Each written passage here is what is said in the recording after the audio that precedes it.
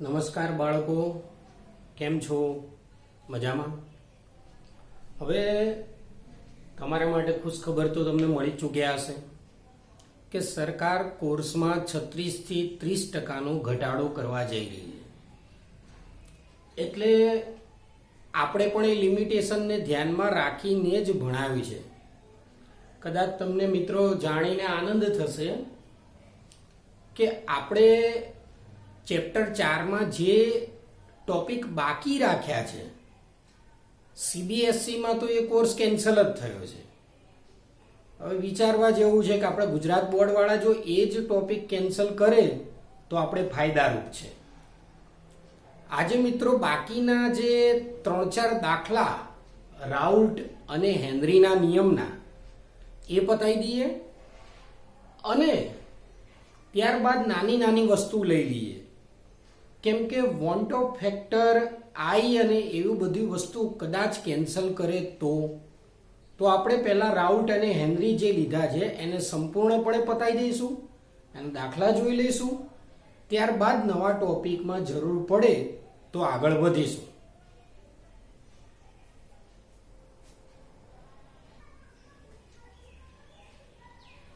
ચલો વિદ્યાર્થી મિત્રો, આગળ દાખલો લઈએ. 2.36 એમાં બે પ્રવાહી લેવાના. પ્રવાહી એ અને પ્રવાહી બી ની વાર્તા કરેલી છે. તો આપણે જોઈ લઈએ. પ્રવાહી એ અને પ્રવાહી બી. પ્રવાહી એ ના વજન અને અણુભાર આપેલો છે. લગભગ પ્રવાહી એનું વજન ને અણુભાર જોઈ લઈએ તો 100 અને 140 છે. પ્રવાહી બી માં પણ એ જ રીતે 1000 ને કંઈક 180 આપેલા. એકવાર ચેક કરી લઈએ રકમમાં.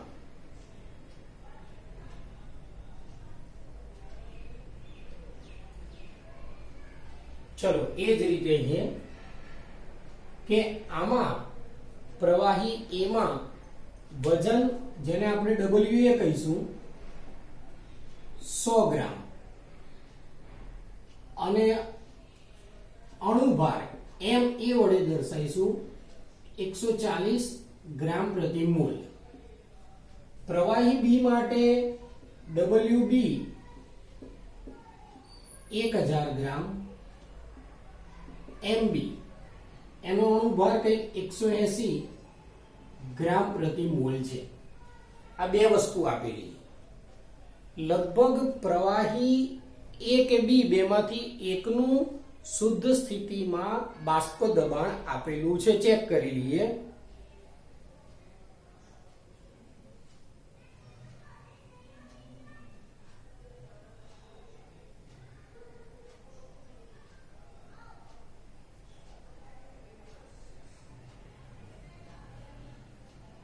ચલો, કુલ દબાણ 475 ટોર એવું લખેલું છે. ટોર 12 અને પ્રવાહી બી નું આપેલું છે 500.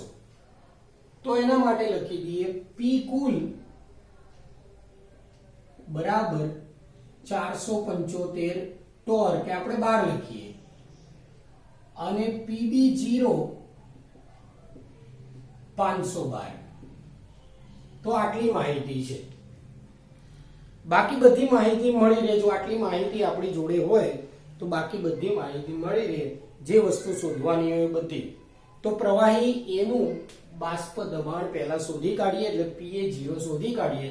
સૂત્ર કદાચ યાદ કરો તો આવું સૂત્ર છે, P cool is equal to PA0 XA plus PB0 XB. સૂત્ર લગભગ યાદ હશે. તો પણ પહેલા XA અને XB શોધવા પડે ને, એને આપણે અહીંયા સાઈડમાં શોધી કાઢીએ. એ બહુ સહેલું છે. પહેલા A માટે તો એનો મોલ શોધી કાઢીએ. Na બરાબર WA ભાગ્યા MA, વજન ભાગ્યા અણુભાર, 100 ભાગ્યા 140 જે થતા હોય હમણાં મૂકી દઈએ. NB WB ભાગ્યા MB, આનું વજન છે 1000, આના 180, આના જે થતા હોય મૂકી દઈએ. કેલ્ક્યુલેશન કરી લો શું થાય, હું પણ કરી લઉં.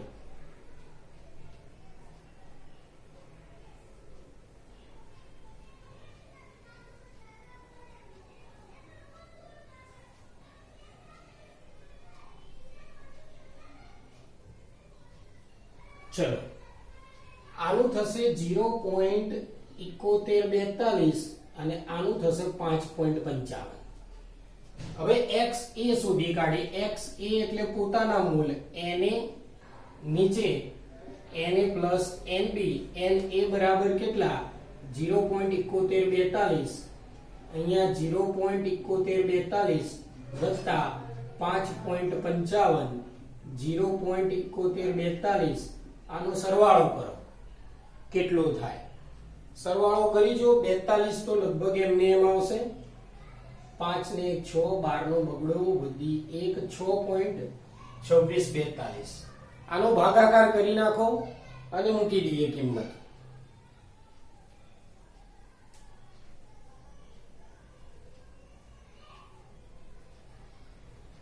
ચલો જોઈ લો કદાચ આ રીતે 0.114 આવે છે.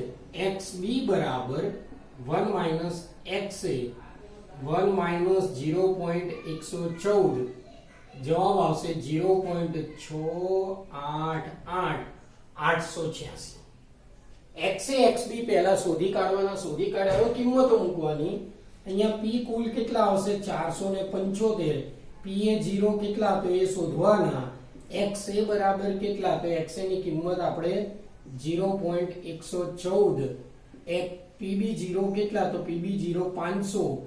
xb કેટલા તો 0.886.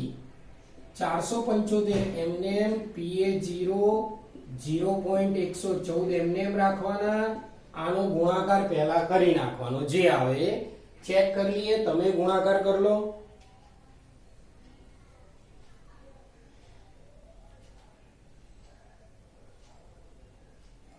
ચલો 443 આવે છે. હવે આને આ બાજુ બાદ કરી દો. 475 માઈનસ 443 બરાબર pa0 0.114 બાદબાકી ચેક કરી લઈએ. 5 માંથી 3 2 32 આવશે બરાબર pa0 0.114. pa0 કેટલા થશે 32 ભાગ્યા 0.114 બરાબર જે ભાગાકાર આવે એ. તો ભાગાકાર ચેક કરી લો. આપણે પણ ચેક કરી લઈએ.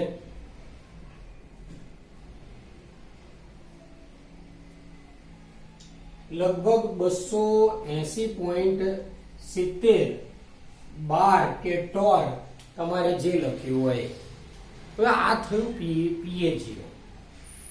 હવે પ્રશ્ન એ છે કે તમને શુદ્ધ સ્થિતિમાં પૂછ્યું હોય તો pa0 આવે, પણ જોડે જોડે એવું પણ પૂછ્યું હોય કે પ્રવાહી A નું દ્રાવણમાં બાષ્પ દબાણ કેટલું દ્રાવણમાં, તો તમારે શું શોધવું પડે? તો તમારે Pa શોધવું પડે. Pa બરાબર થાય Pa0XA. આ તમારે અલગથી શોધવું પડે. Pa0 કેટલા 280.70. આ કેટલા 0.114. જે જવાબ આવે આશરે 32 બાર જવાબ આવે. તો આ તમારે કરવાનું રહે. તો આ તો સરસ મજાનો દાખલો. પહેલા તમારે A અને B માટે મોલન્સ શોધી કાઢો. આ સૂત્રનો ઉપયોગ કરો અને જવાબ લાવી દો. જો કે બીજું સૂત્ર પણ છે, કદાચ તમને આ ના બદલે બીજો ઉપયોગ કરવો હોય તો પણ એક સૂત્ર છે, કદાચ યાદ તમને આવતું હોય તો અહીંયા સાઈડમાં એ સૂત્ર લખીએ કે P કુલ બરાબર અહીંયા Pa0 વત્તા Pb0 માઈનસ Pa0 અને અહીંયા XB. આનો ઉપયોગ કરો તોય ચાલે, આનો ઉપયોગ કરો તોય ચાલે. હજી ત્રીજું સૂત્ર આના ઉપરથી રાઉટના નિયમનો યાદ કરીને જો તો Pb0 વત્તા Pa0 માઈનસ Pb0 અહીંયા XA. તો આ ત્રણમાંથી ગમે તે સૂત્રનો ઉપયોગ તમે કરી શકો અને દાખલો ગણી શકો. તો હવે બરોબર દાખલો જોઈ લો એકવાર અને પછી નવા દાખલા તરફ આગળ વધીએ.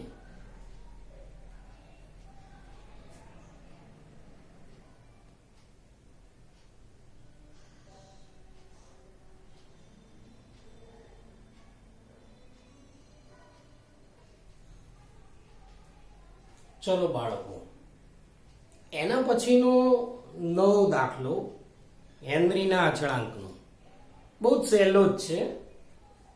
ઓક્સિજન હવામાં કદથી 20%, એ તો આપણને ખબર જ છે 20-21% છે. નાઇટ્રોજન કદથી 79% એવા આપેલા છે. કુલ દબાણ 10 એટમ, જો કે વાતાવરણમાં 1 હોય પણ રકમમાં 10 એટમ આપેલું છે. બંનેનો હેનરીનો અચળાંક પણ આપેલો છે. ઓક્સિજન માટે 3.3 × 10⁷ mm આપ્યો છે અને નાઇટ્રોજન માટે કંઈક 6.51 × 10⁷ mm. તો બંનેનું સંઘટન શોધો, બંનેનું પ્રમાણ શોધો, બંનેના મોલ અંશ શોધો. આ રીતની દાખલાની રકમ થાય. લગભગ 2.37 આલેખ છે. 38 કે 39મો આ દાખલો છે. બરોબર. તો ફરીથી એકવાર રકમ તો હું તમને જણાવું છું, એટલે કોઈ પ્રશ્ન જ નહીં. ઓક્સિજન આપણે 39 નંબર પાડીએ છીએ અત્યારે. Oxygen 20%, nitrogen 79%. પી કુલ 10 એટમ. 10 એટમ ને 10 ગુણ્યા 360 કરીએ તો 3600 mm થાય. હવે 3600 mm માં જ કેમ ફેરવું? કેમ કે આગળ રકમમાં શું છે, ઓક્સિજન ને નાઇટ્રોજન માટે હેનરીનો અચળાંક mm માં છે. ઓક્સિજન માટે હેનરીનો અચળાંક KH, O2 માટે 3.3 10⁷ mm, આના માટે KH, N2 માટે 6.51 10⁷ mm. હવે વિચાર કરો કે બંનેનું સંઘટન શોધો. KH આપ્યો હોય તો આપણે એક જ સૂત્ર શીખી ગયા છીએ અત્યાર સુધી. હેનરીનો અચળાંકનું એક જ સૂત્ર છે. 5% શું? તો પહેલા એ કરી લઈએ કે O2 નું દબાણ P of O2 કેટલા ટકા છે? 20%. તો 10/20% શોધી કાઢીએ. 10 ના નહીં પણ સીધા 3600 લઈ લઈએ. તો 3600 ગુણ્યા 20 ભાગ્યા 100 720 mm. 2 મીંડા ઉડી જશે. 36 દુ 72. તો O2 નું દબાણ આવી ગયું. તો સૂત્ર શું થશે હવે? PO2 બરાબર KH into X. આ કેટલા આયા? 720. આ કેટલા છે? 3.3 ગુણ્યા 10⁷. X બરાબર કેટલા? તો X શોધવાના. ચલો આને ઇન્ટુ લખીએ એટલે તમને ખબર પડે. તો X બરાબર શું થશે? 720 ભાગ્યા 3.3 10⁷. 720 ભાગ્યા 3.3 કરી નાખો, 10⁻7 ઉપર થશે. એ થઈ જશે ઓક્સિજનનું પ્રમાણ. તમારે શું કરવાનું હવે? સ્વપ્રયત્ને બીજું શું કરવાનું? નાઇટ્રોજનનું શોધવાનું. અહીંયા ઓક્સિજનની જગ્યાએ N2 આવશે 3600, 20 ની જગ્યાએ શું આવશે? 7979, કેમ કે 79% છે. તો એના mm આવી જશે mm. નાઇટ્રોજન માટે સેમ સૂત્ર મૂકવાનું. PO2 તો PN2 આવશે, KH into X. N2 ની એ રીતે રકમો મૂકો અને X શોધી કાઢો તો બંનેનું સંઘટન મળી જશે. તો આ તમારે 38 કે 39 જે બી નંબરનો દાખલો છે એ થઈ જાય. કદાચ પૂછાય તો, પણ આની આગળ જે દાખલો ગયો એ પૂછાવાની શક્યતાઓ ખરી. 475-500 વાળો. તો આને પણ એકવાર જરા નજર નાખી લો.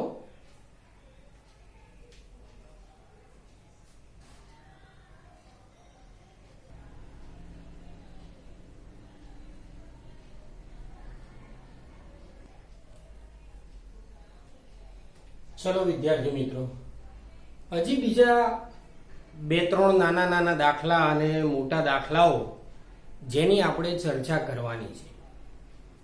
દાખલા તરીકે તમને આવું કીધું હોય કેમ કે કદાચ આ તો સરકાર MCQ VSQ વધારી દે તો આવા નાના દાખલા પૂછાઈ શકે. જોઈએ એક આવો આલેખ આપેલો હોય, આ દાખલા આપણે એક્સ્ટ્રા એવું લખીશું.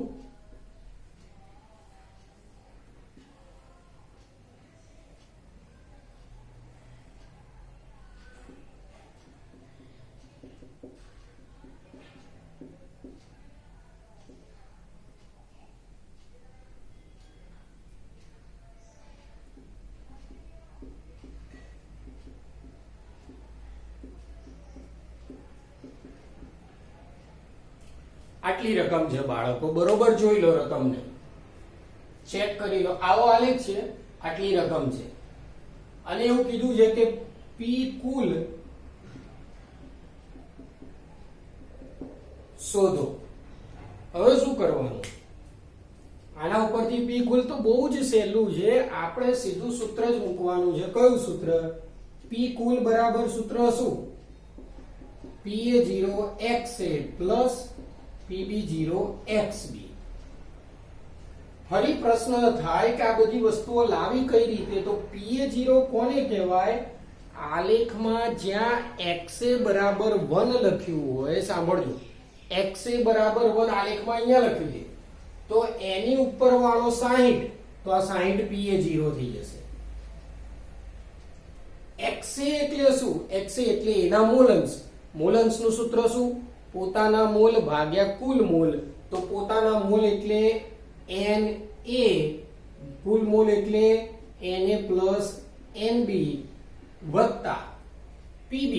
તો જ્યાં XB બરાબર 1 લખ્યું હોય ને એની ઉપર વાળો ભાગ આ Pb થઈ જાય, તો Pb કેટલો થશે? 80. XB કેટલા? તો XB માટે ફરીથી NB Na પ્લસ Nb. ચલો કિંમતો 60. Na પોતાના મોલ કેટલા? 1 અને કુલ મોલ Na પ્લસ Nb એટલે બંનેનો સરવાળો 1 અને 3 નો સરવાળો સીધો જ મૂકી દઈએ 4. અહીંયા 80. Nb એટલે પોતાના મોલ 3, સરવાળો કેટલો? 4. 15 ચોકુ 60, 20 ચોકુ 80, 15 એકા 15 અને 20 તરી 60. તો 75, 12 કે જે બી એકમ આપ્યો હોય એ એકમ. તો આવો આલેખ ઉપરથી એ પૂછી શકે. મિત્રો ઘણીવાર તો આલેખ આવો દોર્યો હોય અને ખાલી જગ્યા પૂછે. જો આ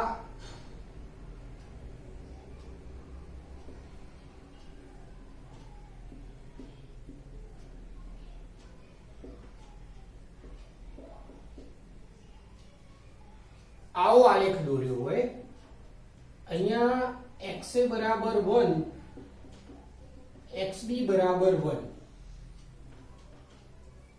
આવું છે.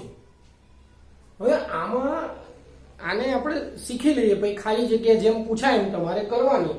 તો આમાં જો P કુલ બરાબર સૂત્ર PA0 XA plus PB0 XB.